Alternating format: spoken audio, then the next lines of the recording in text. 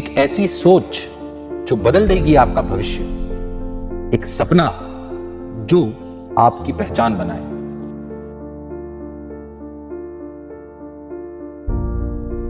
बच्चों, एक एक्ट्रेस दीदी ने फिल्म में कहा था कि फिल्में सिर्फ 3 ही चीजों की वजह से चलती है, एंटरटेनमेंट, एंटरटेनमेंट और एंटरटेनमेंट।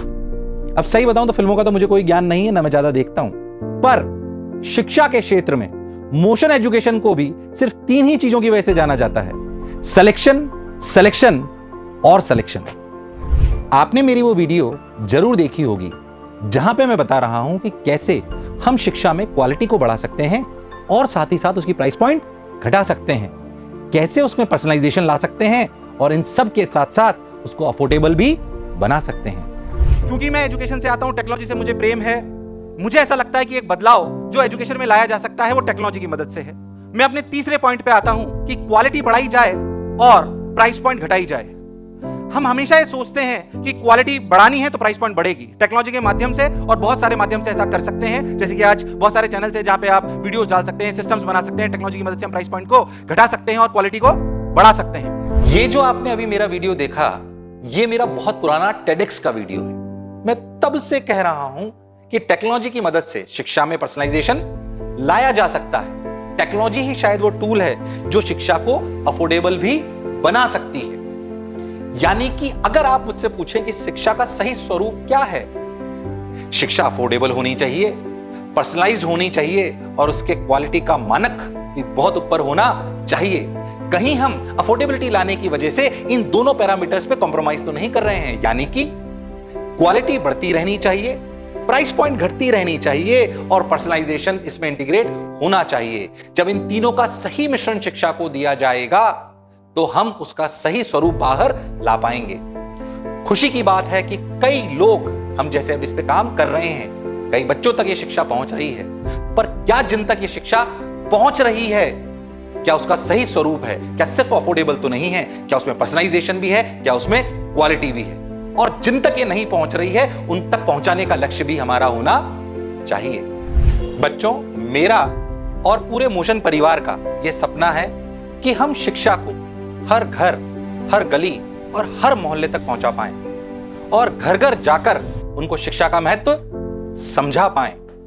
सही बताऊं तो इस बार मोशन से बहुत सारे सिलेक्शंस हुए। हर सिलेक्शन ने मुझे खुशी दी, पर कुछ सिलेक्शन ऐसे थे जो मेरे दिल को छू गए।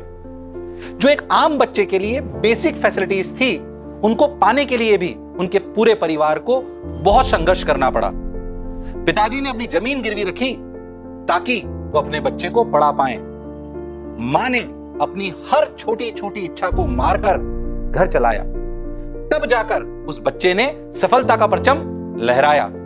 सही बताऊं तो सपने उन्हीं के पूरे होते हैं जिनमें सपने देखने की ताकत होती है। जितने बड़े आपके सपने होंगे उतनी ही बड़ी हमारी जिम्मेदारी होगी और आपके सपने ही हमारी प्रेरणा है और हमारी जिम्मेदारी है उन्हें साकार करने की। और इसका सबसे बड़ा कारण यह भी है कि जब एक बच्चा पढ़ता है तो उसके घर का विकास होता है।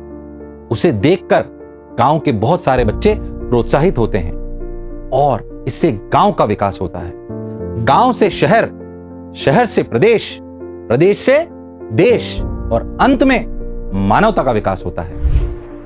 हमारा देश आजादी का अमृत महोत्सव मना रहा है और हमने सोचा क्यों ना इस पावन समय में हमें भी कुछ योगदान करना चाहिए, अपनी सोच को आगे बढ़ाना चाहिए। तो क्यों ना बच्चों के लिए कुछ ऐसा तोहफा लाया जाए जिससे वो योग्य बन पाए, कुछ कर पाए, कुछ सीख पाए। अब चाहे वो किसी भी कोचिंग के हों, किसी भी स्कूल के हों या किसी भी प्रदेश के हों। जिस प्रकार सागर के कठोर मंथन से पृथ्वी को प्राप्त हुआ अमृत, उसी प्रकार मोशन एजुकेशन के गुरुजनों ने सालों के कठोर तप और मंथन से बनाया एक ऐसा अमृत जिसकी हर बूंद में है सिलेक्शन की महक। बच्चों, हमारा यह अमृत खड़ा है 5 स्तंभों पे। कौन से 5 स्तंभ? सीखना, अभ्यास करना, दोहराना, परीक्षा देना और विश्लेषण करना। हे भगवान सर, बहुत हिंदी हो गई। यानी कि learn, practice, revise, examine and analysis. तो हमारा पहला स्तंभ क्या है? सीखना, यानी कि लर्निंग। सीखा जा सकता है ऑफलाइन क्लासरूम में भी, सीखा जा सकता है ऑनलाइन लाइव क्लासरूम में भी, और अगर सीखने की सही चाह हो तो सीखा जा सकता है रिकॉर्डेड लेक्चर से भी। सिर्फ सीखने की सही इच्छा और इच्छा शक्ति होनी चाहिए। तो हमारा दूसरा स्तंभ है अभ्यास करना, यानी कि प्रैक्टिस। हमारे एग्जाम्स में तो सवाल ही आने वाले हैं, इसका मतलब उनका अभ्यास करना बहुत जरूरी है। ये हम कई माध्यम से कर सकते हैं, sheets, DPPs, CPS, adaptive CPS, previous year questions. जितनी ज्यादा प्रैक्टिस करेंगे उतना जल्दी सफलता के पास पहुंचेंगे। तीसरा महत्वपूर्ण स्तंभ है क्या? दोहराना, यानी कि रिवाइज करना। मानव शरीर मिला है तो यह भी शाश्वत सत्य है कि हम भूल सकते हैं, इसलिए उसे रेगुलर इंटरवल में रिवाइज करना बहुत इंपॉर्टेंट है। जो सीखा था, जो अच्छे सवाल करे थे, जिनको वापस हमें दोहराना चाहिए, उन पे स्टार मार्क कर कर उनको वापस रिपीट करना भी उतना ही महत्वपूर्ण है। असली परीक्षा से पहले खुद को परखना बहुत इंपॉर्टेंट है, और इसकी नींव है हमारे चौथे स्तंभ, यानी कि खुद को एग्जामिन करना, खुद को परखना। ये कई तरीके से हो सकता है, ऑफलाइन टेस्ट देके, कंप्यूटर बेस्ड टेस्ट देके, घर पर बैठकर मोबाइल पे मॉक टेस्ट देके, प्रीवियस ईयर के पेपर देके, पर ये करना बहुत आवश्यक है ताकि असली परीक्षा में हम सफलता का परचम लहरा पाएं। जीवन में आगे वही बढ़ता है जो आत्मचिंतन करता है, आत्ममंथन करता है, खुद की कमियों को पहचानता है और उनको सुधारने का प्रयास करता है। यह है हमारा पांचवा स्तंभ, यानी कि एनालिसिस करना, खुद को देखना कि हम किस जगह गलत हैं और हमें किस में सुधार करना है। इस पांचवें स्तंभ के बिना हमारी पूरी प्रक्रिया अधूरी है। सही बताऊं तो बच्चों को लगता है कि सिर्फ सीखना, यानी कि पहला स्तंभ ही पूरी सिलेक्शन की प्रक्रिया का सबसे महत्वपूर्ण स्तंभ है, पर मैं आपको अपने अनुभव से कह सकता हूं कि पांचों स्तंभ को सही रूप से अनुसरण अगर नहीं कर पाए तो जो सफलता हम जीवन में चाहते हैं उसे पाना आसान नहीं होगा। तो इस मिथ्या को तोड़िए और पांचों स्तंभ पे अपने सफलता की इमारत खड़ी करिए। तो आओ देखते हैं कैसे हम इस अमृत को ऐप के माध्यम से ले सकते हैं। पहली बात, मैं आपको स्टार्ट करने से पहले ये बता दूं कि ये उन सभी बच्चों के लिए है जो शायद ऐसी जगह पर है जहां पर रिसोर्सेज अवेलेबल नहीं है और वो कोचिंग नहीं जा पा रहे हैं, वो इसको पूरा यूज लेके सिलेक्ट हो सकते हैं। और ये उनके लिए भी है जो किसी कोचिंग संस्थानों में पढ़ रहे हैं या किसी ट्यूटर से पढ़ रहे हैं, एजुकेटर से पढ़ रहे हैं, वो भी इसे जरूर ले सकते हैं ताकि वो अपनी रैंक को, अपनी सफलता को थोड़ा और अच्छा कर सके। मैं स्टार्ट करने से पहले ये भी बता दूं कि जो बच्चे किसी भी और जगह कोचिंग पे या एजुकेशन में नहीं है, उनके लिए अमृत वास्तविक अमृत है और उनको कम से भी कम इसको रोज 8 से 10 घंटे करना चाहिए। पर जो बच्चे कहीं कोचिंग ले रहे हैं या किसी संस्थान से जुड़े हुए हैं, उनको रोज इसको 1 घंटे से 2 घंटे के बीच में यूज लेना चाहिए। तो उन्हें पक्का फायदा होगा, दावे से कह रहा हूं, वादा कर रहा हूं। चलो थोड़ा डीप डाइव करते हैं कैसे इसको अपन ऐप पे यूज लेंगे, कैसे इस अमृत से हम सिलेक्शन की महक को पा सकते हैं। चलो देखते हैं। सबसे पहली बात, जैसे कि मैंने बोला था कि इसके 5 पैरामीटर हैं। क्या? लर्न, प्रैक्टिस, रिवाइज, एग्जामिन और एनालिसिस। सबको एक साथ देखते हैं। लर्न वो पहलू है जिसमें हम कैसे हमें टॉपिक को सीखना है। जाहिर सी बात है, रिकॉर्डेड लेक्चर्स है, रिकॉर्डेड लेक्चर्स में भी आपको बताएं, उसमें आपको मल्टीपल चॉइस भी मिलेगी कई चैप्टर्स में। जो हमारे टॉप एजुकेटर्स हैं उनके क्लासरूम के रिकॉर्डेड लेक्चर्स हैं और आपको मल्टीपल चॉइस में मिलेंगे कि अच्छा मैं इनका भी देख सकता हूं, इनका भी देख सकता हूं, मुझे तो एक पसंद नहीं आया दूसरे का देख सकता हूं। जिन जिन चैप्टर्स में जरूरत है उनके अच्छे एजुकेटर के मल्टीपल चॉइस में आपको लेक्चर्स मिलेंगे। कई बार बच्चे बोलते हैं सर मैं लाइव भी तो देख सकता हूं। मेरे को कभी कभी ऐसा लगता है कि 5000 बच्चों की लाइव क्लास देखने से बेहतर है हम रिकॉर्डेड लेक्चर्स को देखें। उससे हमें यह फायदा होगा कि हम अपने समय के अनुसार उसे देख सकते हैं, क्योंकि बहुत सारे बच्चे ऐसे भी इस कोर्स को लेंगे जो स्कूल भी जाते हैं या कोचिंग भी जाते हैं, तो उनके लिए बहुत फायदा होने वाला है। और अगर हम इसी पे डिपेंडेंट है तो हमारे को अपना एक शेड्यूल बनाकर रोज एक लेक्चर फिजिक्स, केमिस्ट्री, मैथ्स या फिजिक्स, केमिस्ट्री, बायो का देखना कंपल्सन है। 3 से 4 लेक्चर, अगर आप 12th के साथ हो 3 लेक्चर रोज, अगर आप 12th पास हैं तो 4 लेक्चर रोज देखना कंपल्सन है। तो अपन रिकॉर्ड लेक्चर्स देख सकते हैं इस तरीके से। टीचर्स के थ्योरी नोट्स दिखाई देंगे। सर रिकॉर्ड लेक्चर कहां के होंगे? टॉप टीचर्स के हमारी कोटा क्लासरूम में रिकॉर्डेड लेक्चर्स होंगे। चलिए ऐसे ही हम थ्योरी नोट्स भी देख सकते हैं, जो अपनी थ्योरी होती है यहां से भी अपन देख सकते हैं। और डिटेल में उनके फोटोज नहीं दिखा रहे हैं, पर आपको समझ में आ जाएगा जो भी थ्योरी बच्चों को रिक्वायर्ड है। ये दोनों पैरामीटर से लर्न करने के, क्या करने के? लर्न करने के। चलिए भाई, सेकंड अपने स्टेज क्या है? प्रैक्टिस करना। प्रैक्टिस दो मेजरली चीजों से आप करोगे। एक्सरसाइज जो आपको हर चैप्टर वाइज एक्सरसाइज मिलेगी, एक्सरसाइज 1 2 3, ताकि आप उसको देखकर उसके सवाल कर सकें, वो भी सब टॉपिक लेवल पे टूटी हुई है। दूसरा अपना तरीका है कि डेली प्रैक्टिस प्रॉब्लम्स, जो हर लेक्चर है उसके नीचे एक डीपीपी बनी हुई है जो उस लेक्चर से अटैच है, ताकि आप उस लेक्चर को अच्छे से समझ पाए, नहीं समझ पाए, उस लेक्चर के नीचे आपको डीपीपी दिखाई देगी। उस डीपीपी को जब आप करोगे तो आपको समझ में आ जाएगा कि लेक्चर मुझे कितना समझ में आया है। अगर सवाल थोड़े कम हो, लेक्चर को दोबारा रिवाइज अपन कर सकते हैं।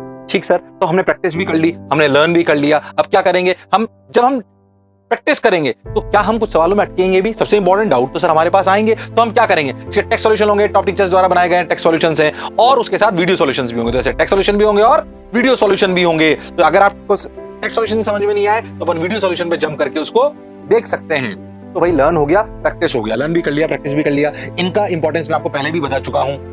अब क्या करेंगे? रिवीजन करेंगे। रिवीजन करने के वैसे जो बेस्ट तरीका होता है वो होता है कि जो भी सवाल हमने करे थे, जो आपने देखा ना प्रैक्टिस में, वहां पे आपको जो सवाल नहीं हुआ हो ना, उसमें वहां पे ऑप्शन है बुक मार्क करने का, तो उसको बुक मार्क कर लेंगे। तो जब भी अपन रिवाइज करेंगे ना, तो एक तरीका तो बुक मार्किंग है। क्या है? Book marking. जब प्रैक्टिस करते हैं तो बुक मार्क कर लेते हैं कि अच्छा ये सवाल मेरे अटक गए थे, इनको मैं बाद में रिवाइज करूंगा। दूसरा रिवीजन हम करते हैं थ्योरी बेस पे, कि हमने जो लेक्चर पढ़े थे उसमें जहां जहां हम अटक गए हैं उसको वापस देख सकते हैं, और जो हमने नोट्स लिखे हैं उनको हम रिवाइज करेंगे। पर एक बेस्ट तरीका रिवीजन करने का क्या होता है, जिसे हम कहते हैं पीवाईक्यूज। क्या कहते हैं? PYQs, previous year questions. Okay, previous year question में अगर आप बहुत ध्यान से देखोगे, सेक्शन में हमारे पे जाओगे, तो आपको ईयर वाइज और topic wise, JEE main, JEE advanced, NEET, दोनों में ईयर वाइज भी पूरे पीवाईक्यू दिखेंगे और टॉपिक वाइज भी दिखेंगे। अगर मेरा टॉपिक चल रहा है तो जाहिर सी बात है मैं टॉपिक वाइज रिवाइज करूंगा, मैं टॉपिक पे जाऊंगा और उस टॉपिक के जितने भी प्रीवियस ईयर के पीवाईक्यूज हैं उसे करूंगा। ऐसे हमारा जो हमने पढ़ा है उस प्रैक्टिस और हमारी लर्निंग का रिवीजन होता जाएगा, और जो हमने बुकमार्क करे थे उनसे हम रिवाइज करते जाएंगे। लर्न,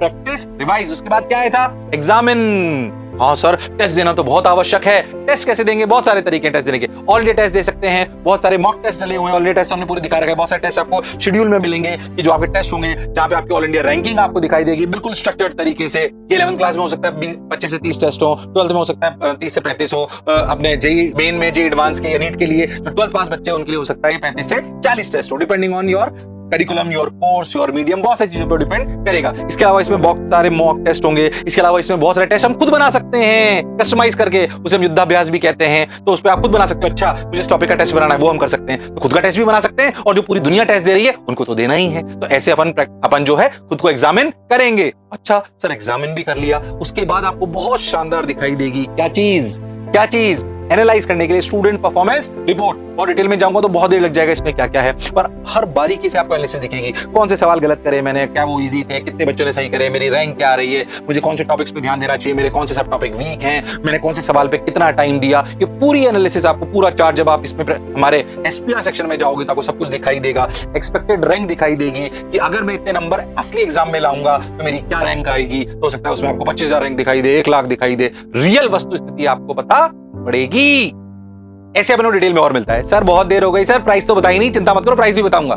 बस उससे पहले एक बात बता दूं कि ये जो कोर्स है ये स्वार्थ से नहीं, शिक्षा से प्रेरित है। अच्छा, मैं कुछ बातें आपको ऑनेस्टली शेयर करता हूं। सर कोर्स तो आप ले आए, मेरा व्यक्तिगत एक शिक्षाविद के रूप में यह मानना है कि जो बच्चे कॉम्पिटिटिव एग्जाम की तैयारी कर रहे हैं वो अगर फिजिकल क्लासरूम में टेक्नोलॉजी के समावेश में पढ़ रहे हैं तो ये बेस्ट तरीका है। मैं आपसे झूठी बात नहीं बोलूंगा, गलत बात नहीं बोलूंगा।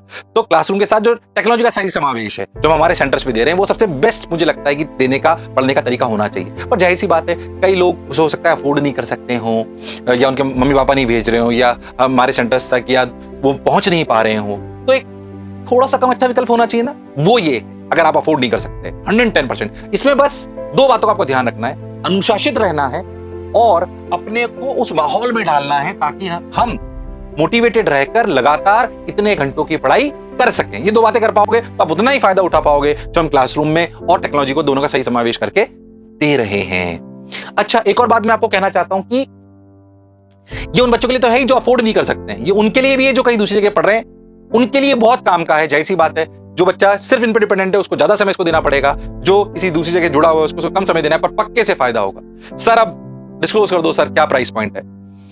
तो इसकी प्राइस पॉइंट बहुत अफोर्डेबल, जैसा कि हम हमेशा कहते हैं, मैंने पहले भी बोला, फिर वापस इस बात को रिपीट कर रहा हूं कि हमारा ध्येय है कि क्वालिटी को मेंटेन करते हुए बल्कि क्वालिटी को बढ़ाते हुए प्राइस पॉइंट को घटाया जाए, तभी इसका फायदा है और उसमें पर्सनलाइजेशन का टच होना चाहिए। तो इसकी प्राइस पॉइंट 11th क्लास के बच्चे के लिए जो है वो है सिर्फ और सिर्फ 999 रुपए। सिर्फ इतनी सी फीस है। इसीलिए मैंने आपको बोला कि ये स्वार्थ से नहीं, शिक्षा से प्रेरित है। और 12th पास के लिए कितनी है? 1499। कई बार तुम दोस्तों के साथ पार्टी करते हो ना, तो भी इतने पैसे खर्च कर देते हो। और जो लोग मुझे जानते हैं उनको विश्वास से कह रहा हूं कि ये फीस बहुत कम है।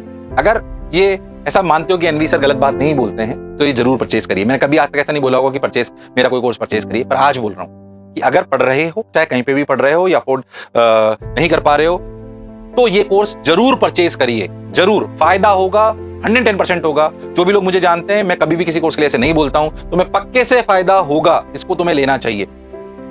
और मैं तो कह रहा हूं, मैंने मेरी टीम को बोला कि अगर तुम्हें 7 दिन के अंदर लगे ना कि यार नहीं फायदा नहीं हो रहा है, ये सर ने मुझे गलत पैसे ले लिए, है ना, बटन दबाना है कि मुझे मेरे पैसे वापस चाहिए। 7 दिन के अंदर अंदर अगर आप ये करोगे तो नेक्स्ट 7 वर्किंग डेज के अंदर आपका पूरा पैसा वापस आ जाएगा। यानी कि आप 999 जमा करे तो पूरा, कुछ नहीं कटेगा। 1499 करा तो वापस पूरा, ताकि आपको ट्रस्ट रहे कि नहीं हम सही बात कर रहे हैं। हम ये पैसा आपसे कोई चीटिंग करके लेना नहीं चाहते हैं, विश्वास के साथ लेना चाहते हैं। पर मैं आपको दावे के साथ कह रहा हूं कि आपको फायदा जरूर होगा। तो देश के इस अमृत काल में, इस अमृत महोत्सव में हम अमृत कोर्स लेके आए हैं ताकि हम आपको सिलेक्शन की महक तक पहुंचा सकें। और इसको करने के लिए हमें क्या करना पड़ेगा? जाहिर सी बात है कि आपको ऐप डाउनलोड करनी पड़ेगी। प्ले स्टोर पे जाके आपको पूरा का पूरा कोर्सेज वहां पे मिल जाएगा। नीचे आपको लिंक भी दिखेगा, वहां से भी आप इसको डाउनलोड कर सकते हो और परचेज कर सकते हो। तो आपके सपनों की उड़ान में हम आपके साथ हैं। तो तैयार हो जाइए, कुर्सी की पेटी बांध लीजिए और इस अमृत कोर्स को लेकर सिलेक्शन की महक में डूब जाइए। तो डाउनलोड करिए मोशन लर्निंग ऐप और अपनी तैयारी शुरू कर दीजिए, क्योंकि मोशन है तो भरोसा है।